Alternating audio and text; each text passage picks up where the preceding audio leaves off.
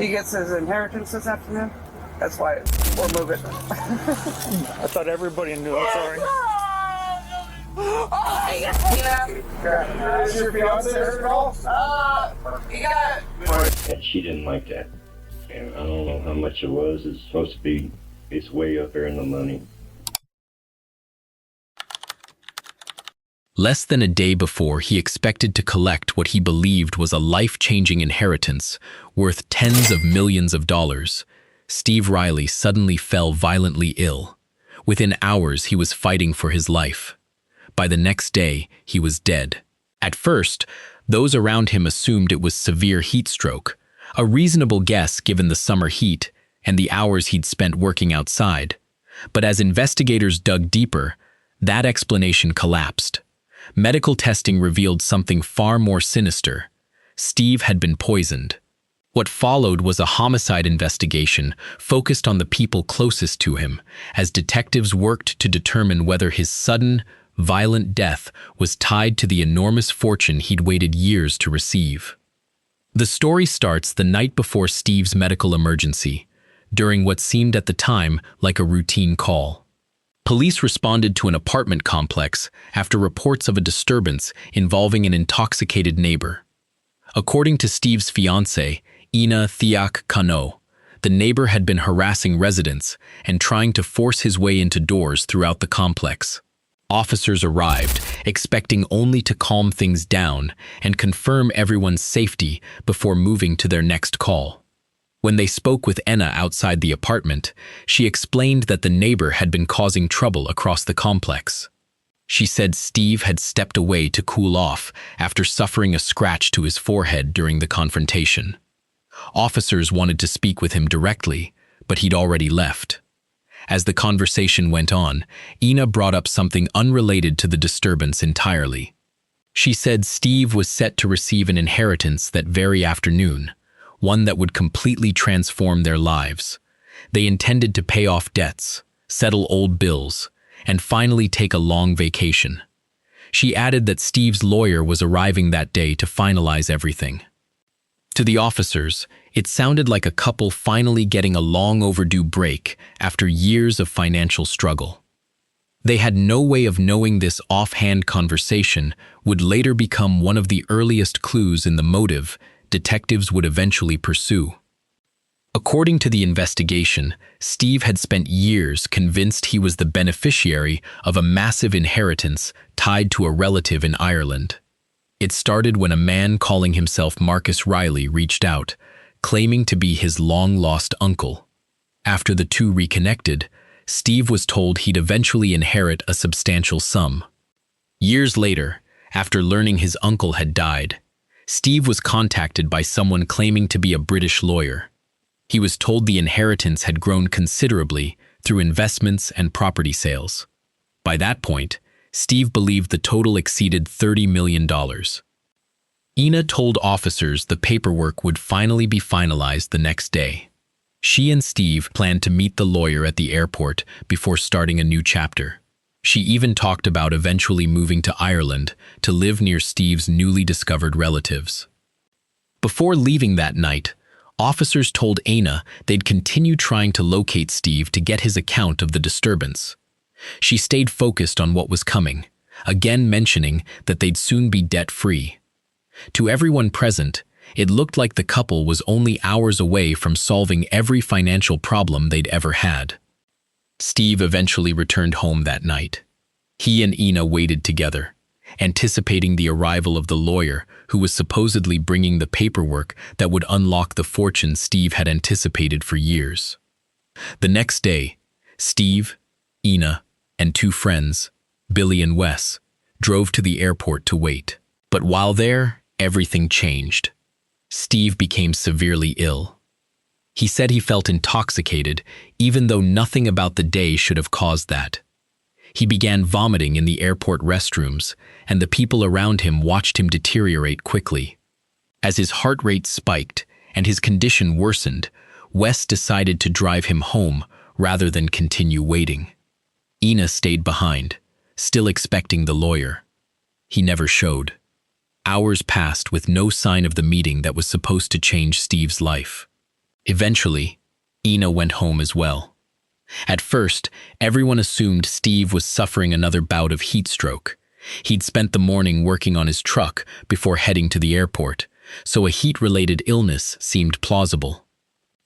But as the hours ticked by, his condition grew far more severe than anyone expected. Rather than improving, Steve continued to decline through the night. By morning, he was completely unresponsive. With Steve no longer waking up, Ina called 911. She told the dispatcher that her husband had suffered heat stroke the day before and wouldn't wake up. She said she'd tried quickly, with accusations flying from both sides. Ina turned suspicion toward the neighbors, calling them nasty people and insisting they were the real problem. As officers worked through the conflicting accounts, one of them unintentionally revealed something Ina claimed she hadn't yet heard. Steve was dead. Her reaction caught investigators' attention. She broke down in tears, only to regain her composure moments later and resume talking with officers as though nothing had happened. Detectives would later scrutinize that shift closely as they pieced together the full picture. Billy wasn't the only one steering investigators toward Ina. His wife, Lynn, told detectives that Ina had previously made disturbing remarks about poisoning a partner with antifreeze if she ever wanted them dead. That statement took on new weight once the medical results came back. Toxicology testing found toxic levels of ethylene glycol in Steve's bloodstream, the main ingredient in antifreeze. That discovery instantly turned the case from an apparent medical tragedy into a hide ice water and other methods without success. Though still breathing, he wouldn't open his eyes or speak. Emergency crews rushed to the apartment. When officers arrived, they found Steve completely unresponsive. He was carried out and rushed to emergency care, and given the severity of his condition, he was later flown to another hospital for advanced treatment. Despite those efforts, Steve never regained consciousness. He died within hours of arriving at the hospital. At that point, officers had no reason to question the story they'd been told. Ina had consistently described Steve's illness as heat stroke, and nothing pointed elsewhere. To responding officers, this looked like a tragic medical emergency, nothing more. But not everyone accepted that. The day after Steve's death, one of his closest friends and neighbors, Billy Burkhead, contacted police with a very different theory. He believed Steve had been poisoned, not felled by heat. Billy had spent that day with Steve, helping him work on his truck before they headed to the airport. From where he stood, Steve had seemed completely fine right up until they arrived. The sudden, extreme symptoms didn't add up to him. Billy described how Steve became so sick that he had to be helped back inside the house once they returned from the airport, and that despite clearly needing medical care, Billy never saw anyone take him for treatment that night. His suspicions didn't end there. He told investigators that the next morning, Ina had been throwing Steve's belongings outside and that she'd waited far too long before calling for help. Taken together, these details convinced Billy that something much darker had taken place inside that apartment. While Billy was speaking with officers, Ina overheard and confronted him outside. The exchange escalated a homicide investigation. Detectives now knew Steve hadn't died of heat stroke. Someone had poisoned him. Investigators began interviewing nearly everyone connected to Steve, working to reconstruct his final days, hour by hour, and identify who among the people around him had both the opportunity and the motive to deliver a fatal dose of poison. Before detectives formally sat down with her, Ina called police and asked them to return to the apartment. When they arrived, she raised the inheritance again, claiming Steve had been buying property and that she was trying to figure out how the inheritance would transfer now that he was gone. She repeated that the lawyer had never appeared at the airport. She acknowledged hearing that Steve had been poisoned with antifreeze, then kept redirecting the conversation back to how she might reach the lawyer and claim the money herself. By this point, investigators were already questioning whether the inheritance itself was connected to Steve's death. It seemed unlikely that someone expecting a life-changing fortune would knowingly drink antifreeze on the very day he thought he'd finally receive it. Even so, detectives knew better than to zero in on one suspect too quickly. They kept interviewing others in Steve's circle, including a neighbor named Rebecca. Rebecca described herself as an attentive neighbor who kept close tabs on everything happening around the complex, and detectives let her talk even when some of her comments drifted off topic, hoping useful details would surface. She said she'd known Steve and Enna for roughly 2 years. Steve had seemed healthy and upbeat the first year, she said, but things shifted noticeably in the second. Both his physical health and Enna's behavior appeared to decline together. Rebecca recalled Steve mentioning the inheritance before, though she remembered the figure being closer to $2 million, a sign that Steve often kept the true amount to himself. She also described a conversation about Steve's will. According to her, Steve initially said everything would go to Enna, but later told her he'd revise the will and asked her not to say anything to Enna. Rebecca said Steve had also talked about leaving Enna once the inheritance came through and getting a place of his own. She recalled one more encounter shortly after Steve's death. While Steve's son was visiting her apartment, Enna arrived and mentioned she'd found paperwork connected to Steve's will. To investigators, this opened up another possible motive. If Steve truly intended to change his beneficiary, they needed to know who else might have found out. At the same time, detectives remained cautious, since Rebecca admitted she was heavily involved in neighborhood gossip, and her claims would need independent confirmation. With the case now officially a homicide investigation, detectives turned to those who knew Steve best. Ryan, Steve's son, became a key interview. He confirmed his father had talked about the inheritance and, more significantly, had often talked about leaving Enna once the money arrived.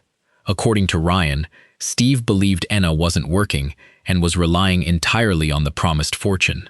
These conversations, Ryan said, happened regularly. Billy Burkhead offered a similar account, telling detectives that Enna had spoken about poisoning Steve and had made comparable remarks involving Billy himself, given how much time he and Steve spent together. Billy said he had urged Steve to leave the moment the inheritance came through, telling him to get on a plane and never look back.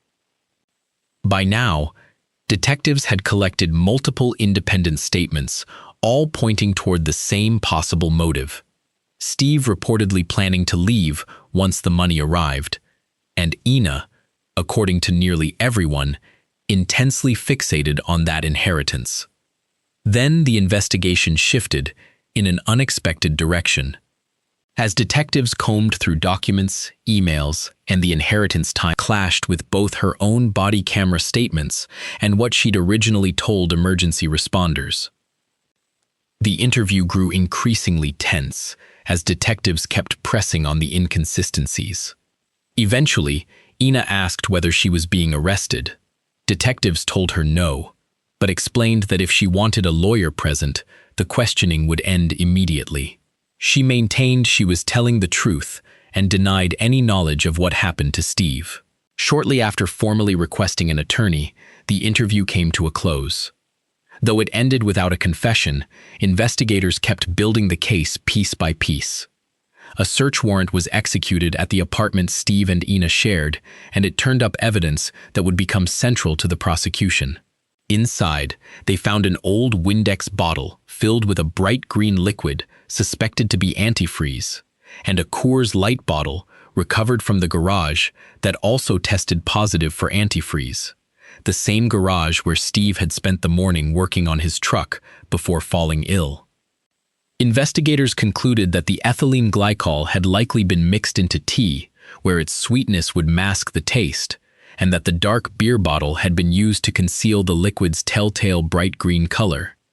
Combined with the physical evidence from the search, the toxicology findings, and the growing collection of witness statements, authorities moved forward with an arrest. On October 30th, 2024, Enna Thiak Kano was taken into custody. As she was led away, she repeatedly denied any responsibility, calling herself an easy scapegoat for a crime she didn't commit, and insisting that if she'd truly wanted to kill Steve, she would have done it in an entirely different way. Officers also took the time to arrange care for the dogs left behind at the apartment before finally clearing the scene. Months later, the case reached its conclusion in a courtroom. About 6 months after her arrest, Ina appeared before the line. They began to question whether any of it had ever been real. The lawyer who was supposed to meet Steve never showed up. Emails they attempted to trace kept bouncing back as undeliverable. The paperwork itself was full of inconsistencies. Based on everything they uncovered, investigators told Ryan they believed the entire inheritance had been a scam from the start. For years, Steve believed he was simply waiting on final paperwork before receiving millions. Instead, he'd spent those years chasing money that was never coming. Real or not, Steve believed in it completely, and that belief shaped his decisions, his relationships, and ultimately became central to the homicide case.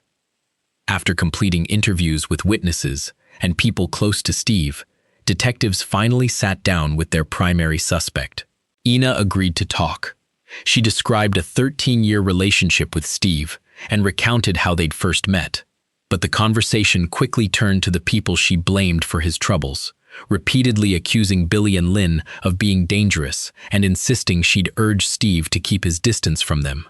Asked about Steve's drug use, she pointed to Billy as the influence, claiming Steve had grown frustrated and started doing whatever he wanted. Then detectives moved to the inheritance, letting her tell the story from the start without interruption. Ina said Steve had learned about it only months earlier, describing a lawyer from London and repeating the account of the uncle in Ireland. She said the inheritance had grown from roughly $17 million to $37 million following property sales, with the lawyer repeatedly pushing back meetings. When detectives turned to the day Steve got sick, her account kept shifting. At one point, she said Steve had gone to the airport. Later, she claimed he never went, and that Wes had gone in his place. She also insisted Steve had spent the day drinking beer while working on his truck, nearly a full case, she said, before he became ill. But detectives already had the toxicology results, and her story didn't line up. They confronted her with the contradictions, pointing out that her account